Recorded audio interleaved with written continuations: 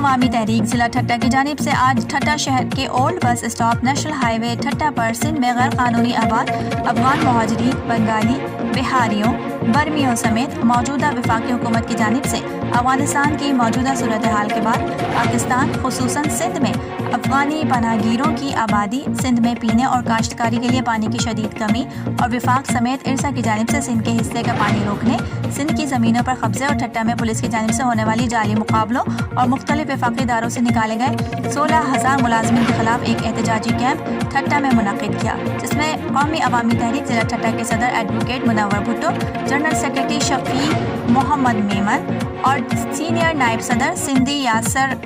جاکھرو نے NNK ٹھٹہ کے bureau chief Javed لطیف میمن سے بات کرتے ہوئے کہا کہ قومی عوامی تحریک مرکز اور مرکزی صدر قومی عوامی تحریک ایاز لطیف پلیجو کی جانب سے سندھ کی موجودہ صورتحال، سندھ میں افغانی پناہ گیروں کی آباد کاری، زمینوں پر قبضوں اور وفاق اور ارسا کی جانب سے سندھ میں جان بوجھ کر پانی کی شدید قلت اور سندھ کو حصے کا پانی نہ دینے کے خلاف سندھ بھر میں احتجاجی تحریک کا آغاز کیا گیا ہے، جس میں احتجاجی کیمپ سمیت سندھ بھر میں مختلف اوقات میں جلسے جلوس منعقد کیے جائیں گے۔ آج اس سلسلے میں قومی عوامی تحریک ضلع ٹھٹہ کی جانب سے بھی احتجاجی کیمپ منعقد کیا گیا۔ احتجاجی کیمپ میں قومی عوامی تحریک ضلع ٹھٹہ کے رہنما اور صحافی شبیر بھٹی سمیت PTI لیبر ونگ ضلع ٹھٹہ کے رہنماؤں سمیت ڈیجیٹل سرپریس کلب ٹھٹہ کے بانی عزیز سروان، ایڈوکیٹ قربان حالو، صحافی بھورو سرکی اور خدا بخش بروئی سمیت مختلف سیاسی اور سماجی رہنماؤں نے بڑی تعداد میں شرکت کی۔